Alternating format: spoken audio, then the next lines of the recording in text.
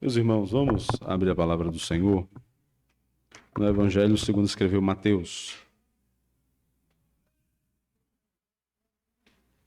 Mateus capítulo 5, eu quero ler com os meus irmãos os versos de 13 a 16. Vamos ficar em pé, vamos fazer essa leitura.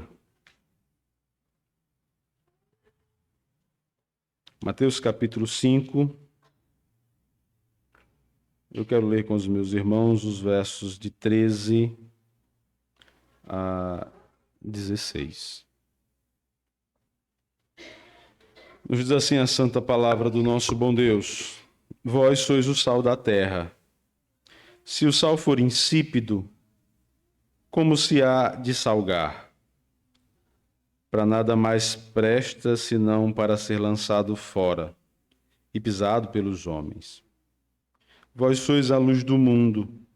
Não se pode esconder uma cidade edificada sobre um monte. Nem se acende uma candeia e se coloca debaixo do alqueire, mas no velador, e dá luz a todos que estão na casa.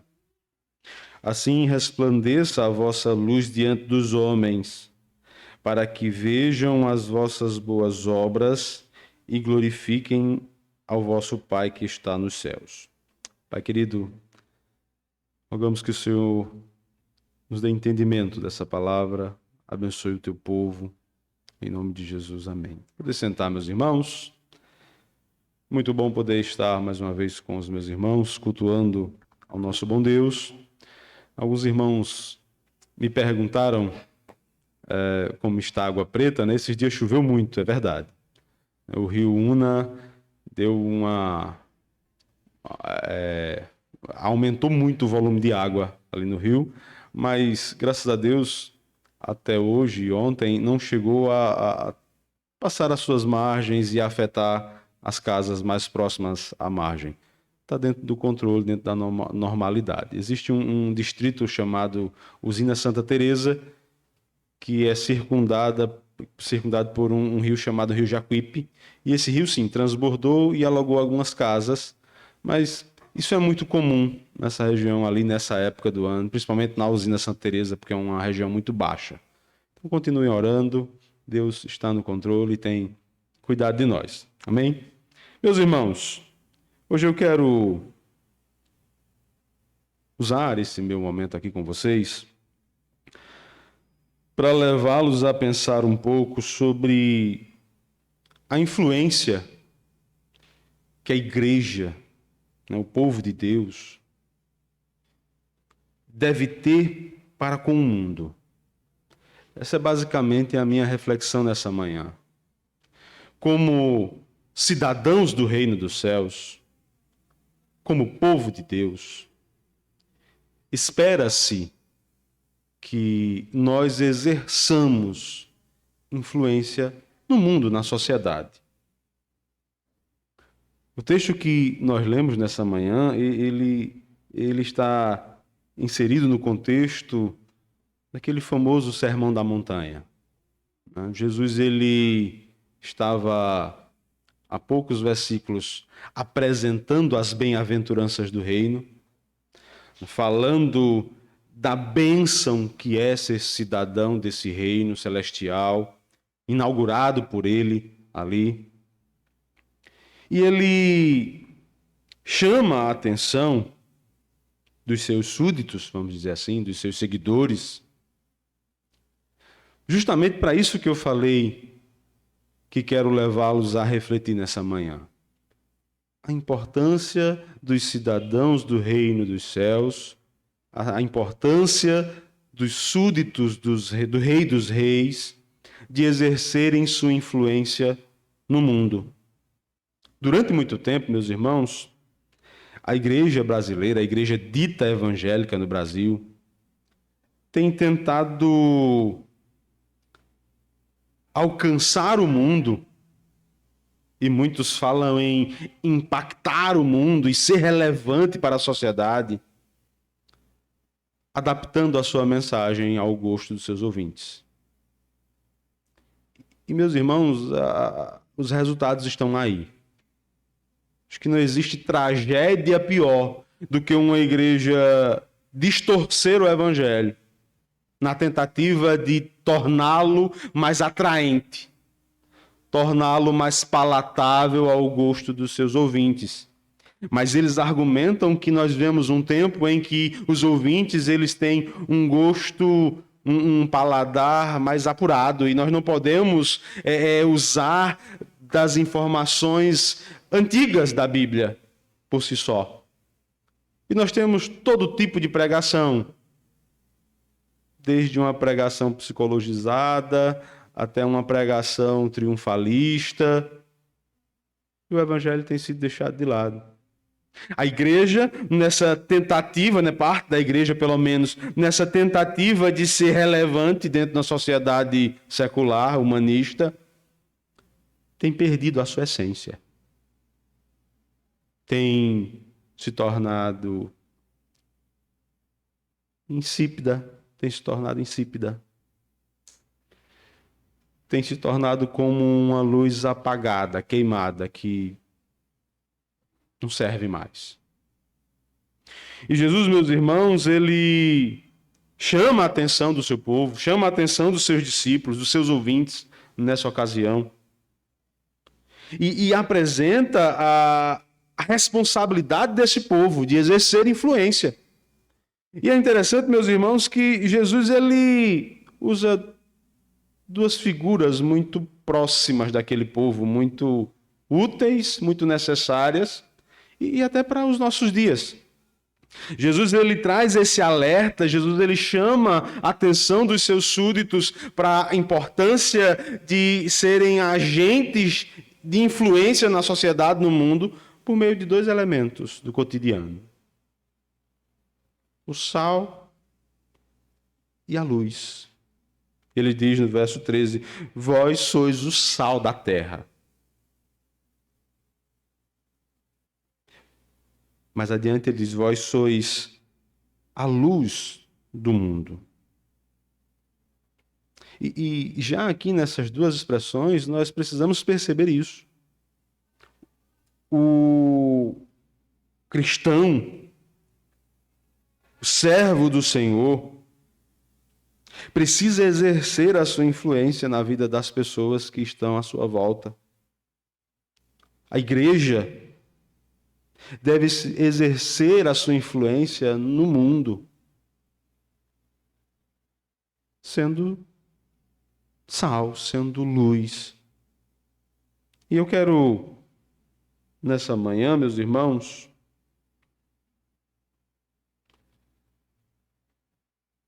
levar você a pensar como você tem exercido essa influência na sua casa, no seu trabalho. Será que você tem estado de acordo com essas duas figuras que Jesus apresenta aqui no texto? Será que nós temos exercido essa influência esperada por Jesus? Ou pelo menos alguma influência positiva? Jesus, ele, no verso 13, ao dizer que o seu povo, os seus discípulos, eram o sal da terra, ele completa: se o sal for insípido, com que se há de salgar? Para nada mais presta, senão para ser lançado fora e pisado pelos homens. Eu quero, a princípio, fazer algumas considerações sobre a importância do sal naquela cultura. Por que Jesus usou essa figura tão simples? Hoje, acho que o elemento, o item mais barato de uma cesta básica, acho que deve ser o sal. Né? Não vem à memória um outro item que seja assim. Eu digo barato porque, assim, 1 quilo você, né, passa muito tempo, você usa muito pouco para fazer as suas preparações culinárias. E Jesus usa justamente esse elemento, esse item, para falar da importância e da influência que a igreja deve exercer no mundo. Em primeiro lugar, meus irmãos, o sal era naquela cultura, e como é hoje também, um condimento usado para realçar o sabor dos alimentos. E é interessante nós pensarmos sobre isso porque ninguém vê o sal na comida. Não, você bota aquela pitadinha de sal ali no arroz, no feijão, e ele se dissolve e você não consegue vê-lo mais. E você também não consegue tirá-lo mais. Né? Se você colocar muito sal, tem o que fazer. Ou você vai ter que dobrar a receita, triplicar a receita, ou não tem jeito. O sal, quando ele é inserido na preparação, ele faz aquilo que ele foi chamado para fazer. Ele realça o sabor e ele salga. Outra coisa, meus irmãos, naquela cultura, o sal também era muito usado para conservação dos alimentos, especialmente a proteína, a carne. Né? Ao salgar-se uma carne, né, nós temos o exemplo dos nossos dias, a carne de charque e a própria carne de sol, você extrai do alimento, extrai da carne a umidade. E com isso torna aquela carne numa condição desfavorável para a proliferação de bactérias. Com isso, o sal era usado naquela cultura, e muito importante naquela cultura que não tinha refrigeração como nós temos hoje, para preservar o alimento, para preservar a proteína da corrupção, da degradação, do apodrecimento. Em terceiro lugar, o sal também era utilizado naqueles dias como antisséptico, né? Por causa dessa propriedade de remover a umidade, de ajudar na cicatrização, de fazer com que as bactérias não se proliferassem. Então veja que existia uma grande importância desse elemento para aquela cultura. Era muito utilizado, e é interessante, meus irmãos, porque ali na antiguidade, o sal era um elemento de troca no comércio. O pagamento pelo trabalho de um trabalhador, por um tempo, foi feito em porções de sal.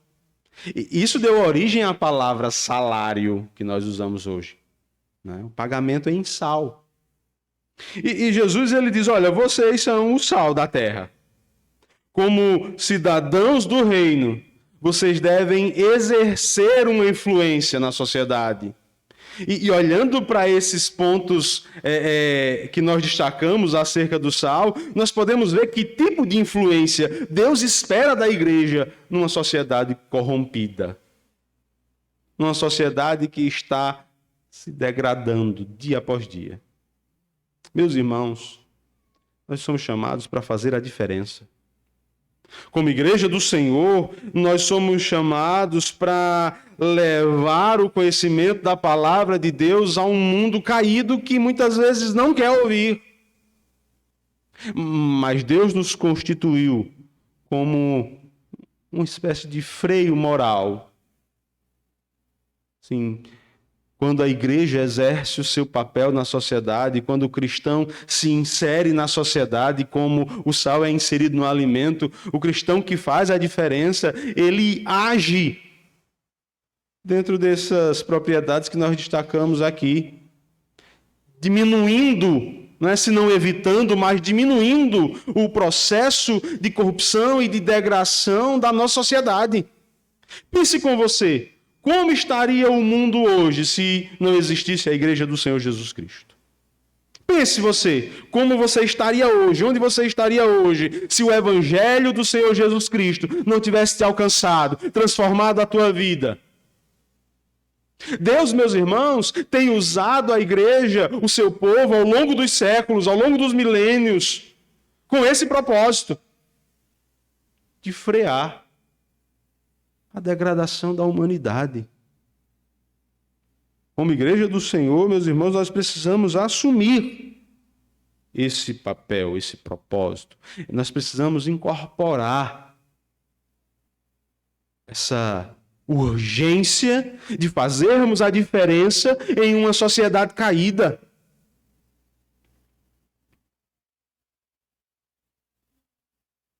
Ao serem comparados, com o sal, pelo Senhor Jesus Cristo, os cristãos, eles são chamados a agirem no mundo de modo digno do Senhor. Quando Jesus diz, se o sal perder a sua salinidade, o seu sabor, isso mesmo, para que serve? Não serve para nada, vai ser jogado como para se criar estrada, para fazer solo, para fazer um pavimento para que as pessoas pisem. Olhando para nós como cristãos, como povo de Deus, como agentes de Deus na terra, embaixadores do Senhor no anúncio da sua boa nova. Se nós perdermos, se nós pararmos, se nós não agirmos dentro dessa influência esperada, qual é a nossa utilidade, meus irmãos? Qual é a sua utilidade? Qual é a utilidade de uma igreja num bairro, numa cidade, se ela não mostrar a que veio? Se ela não trouxer a influência do reino para essa sociedade, para essa cidade, para esse bairro? Qual é a utilidade de uma igreja que, embora se empenhe no ativismo social, só negue a verdade do Evangelho, se isente de viver uma vida santa, comprometida não com o bem-estar social, que é uma coisa boa, mas comprometida com a pregação do Evangelho e a expansão do reino de Deus? Qual é a utilidade de uma igreja dessa? Meus irmãos, muitos líderes têm transformado a igreja em um mero ajuntamento social, onde pessoas vêm ouvir boa música, num ambiente aconchegante, ouvir uma mensagem triunfalista que ajuda, psicologicamente o indivíduo a recarregar suas baterias e passar a semana na lida. Mas olhando para a missão da igreja, a missão de Deus dada à igreja, olhando para o propósito de ser cristão no mundo,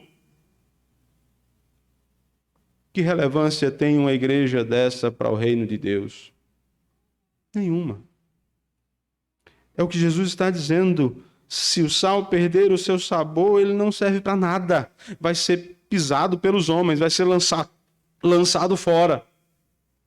E, meus irmãos, ultimamente nós temos visto isso.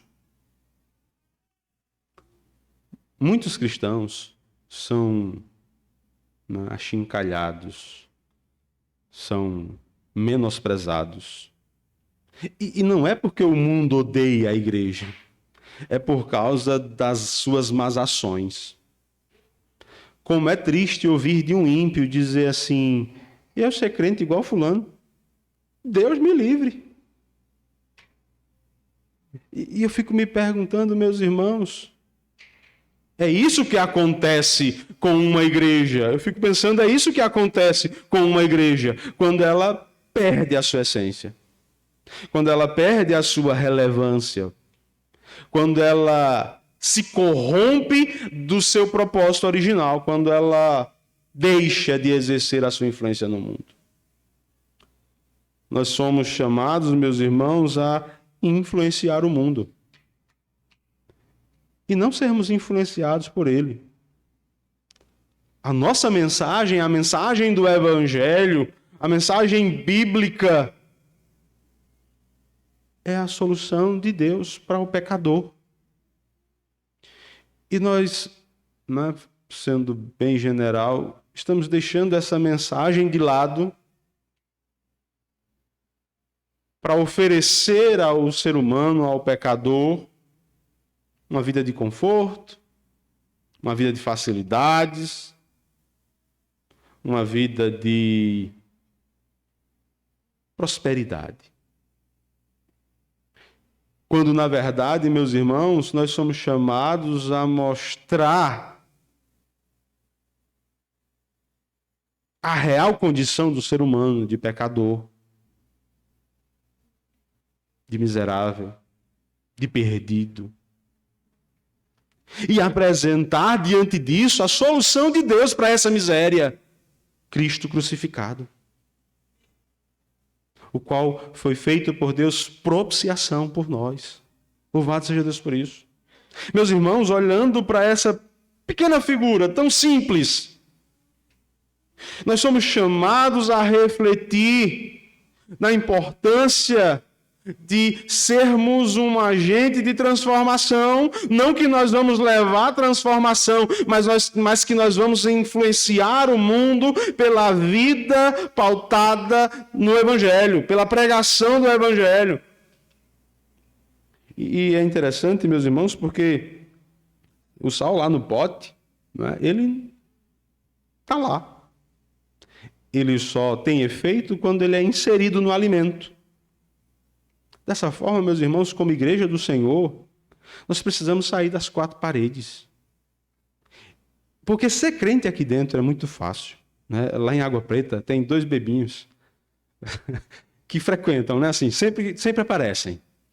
E é interessante porque no culto, até eles são crentes. Levanta a mão e tem um que chora. Sabe? Chora tanto o bichinho. Aí sai dali, fica por ali, depois vai encher a cara de novo. Então, é muito fácil ser crente dentro da igreja. Não é verdade? Aqui todo mundo é crente.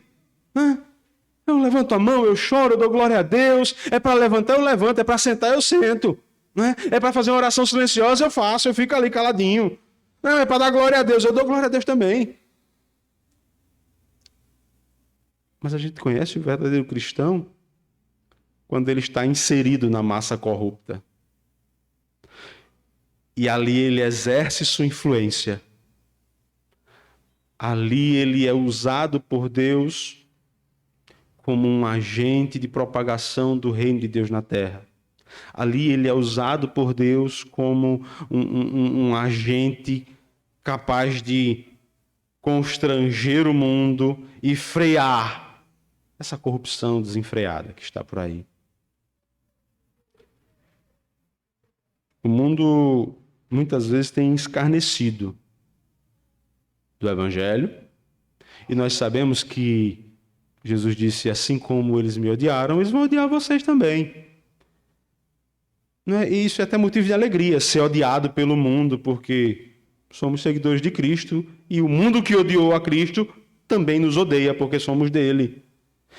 Mas o fato é que muito desse ódio e dessa revolta, dessa crítica, ela está baseada nas más ações de muitos por aí. Isso é triste.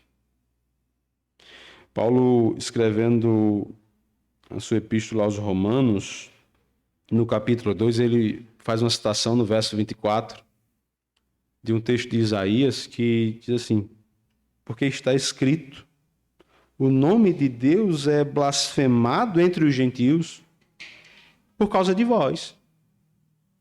Porque o mundo olha para a igreja e procura ver em nós essa diferença.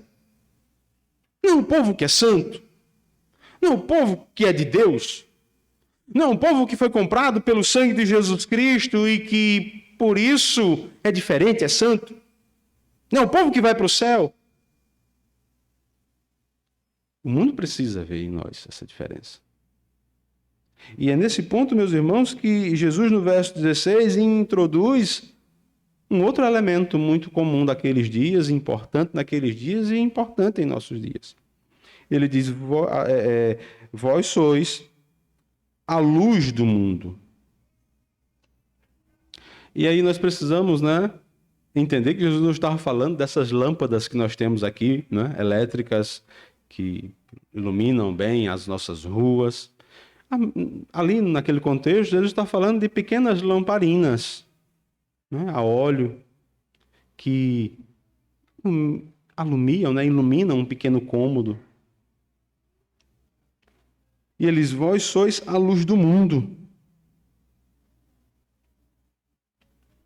Essa luz que Jesus fala nesse texto Apesar de que nós podemos encontrar em outros textos nos evangelhos a expressão luz do mundo, querendo se referir à verdade do evangelho, ao conhecimento da verdade. E a gente pode até pensar um pouco aqui sobre isso, mas quando nós lemos assim resplandeça, né? Vós sois a luz do mundo, assim, pois, resplandeça a vossa luz diante dos homens, para que vejam as vossas boas obras e glorifiquem o vosso Pai que está nos céus.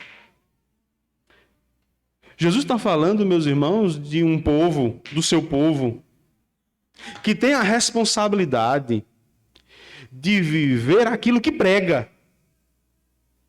Porque é outra coisa que é muito fácil também, é pregar, é falar. O difícil, querido irmão, é viver aquilo que você prega. É muito fácil dizer, eu sou crente em Jesus Cristo. É muito fácil dizer, eu sou santo, porque Jesus Cristo me santificou, me separou do mundo e me fez de Deus. E isso é fácil. Difícil é viver como um santo, né? E eu, quando digo difícil, é pensando na esfera humana, porque Deus opera em nós o nosso querer e até aquilo que nós fazemos. Mas, humanamente falando, viver como um santo é muito difícil. Andar em acordo com essa mensagem do Evangelho tem um custo de renúncia, de submissão. E Jesus está dizendo, olha, vivam aquilo que vocês pregam, vivam de forma que os homens olhem para vocês e glorifiquem a Deus que está nos céus. Meus irmãos, o mundo precisa olhar para a igreja do Senhor e dizer, aquele povo é diferente. Nós os odiamos, mas eles são diferentes.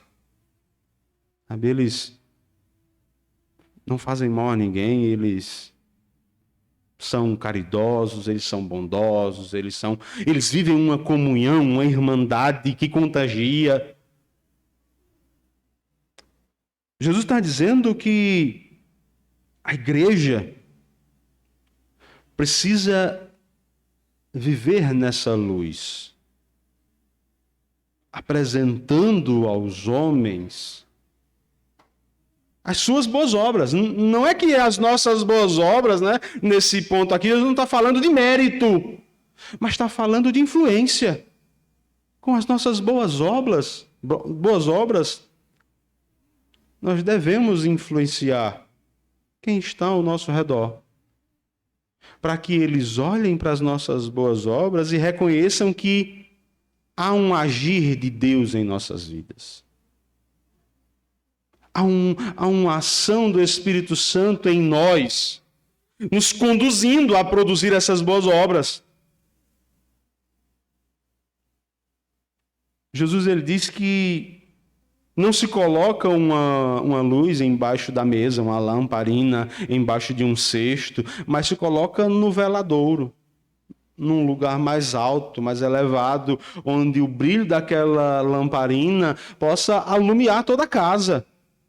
E assim como eu falei com relação ao sal, de que nós precisamos estar inseridos na sociedade, em todas as áreas da sociedade, exercendo nossa influência, como a luz, nós devemos estar num local apropriado, estratégico, para que o mundo veja as nossas boas obras. Mas nós queremos ser crentes dentro da igreja.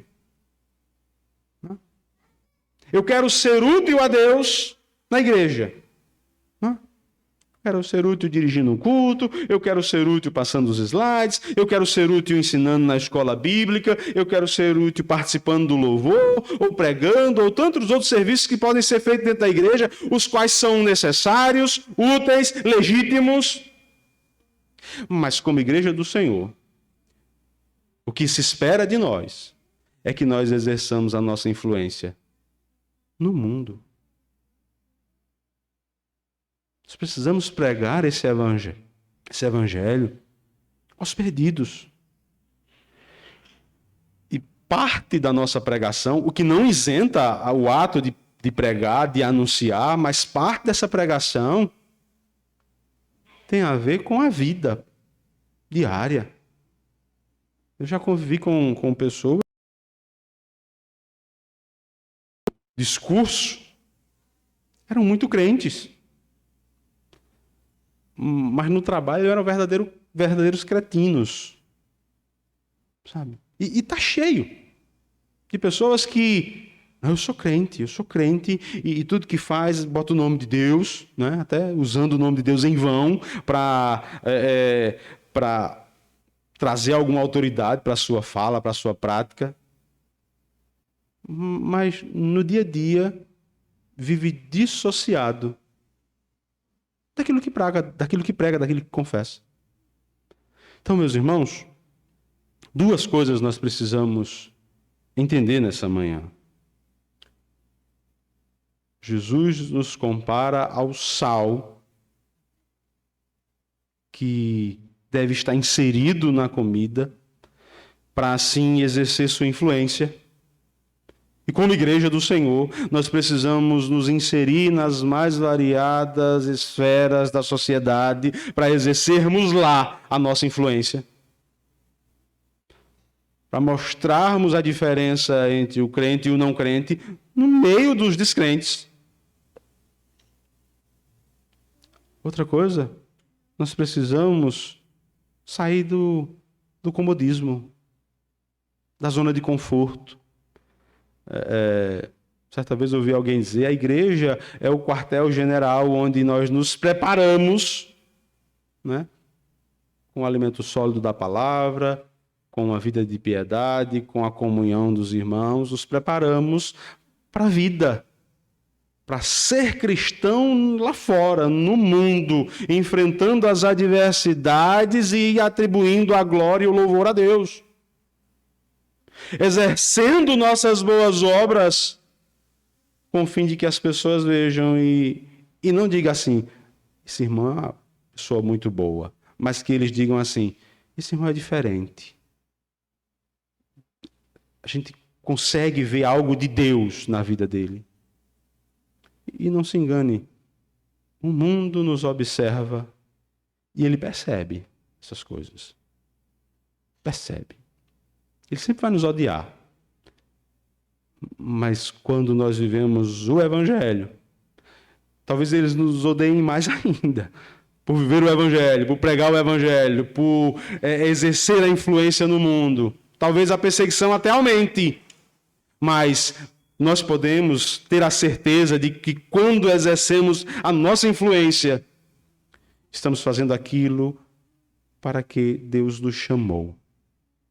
Para ser luz nesse mundo de trevas e sal nesse mundo corrompido. Como súditos do Rei dos Reis, não podemos fugir, meus irmãos, dessa responsabilidade de vivermos uma vida santa, cheia de Deus, com amor, com boas obras, com comunhão, com fidelidade, para a glória de Deus. Que o Senhor nos abençoe, meus irmãos.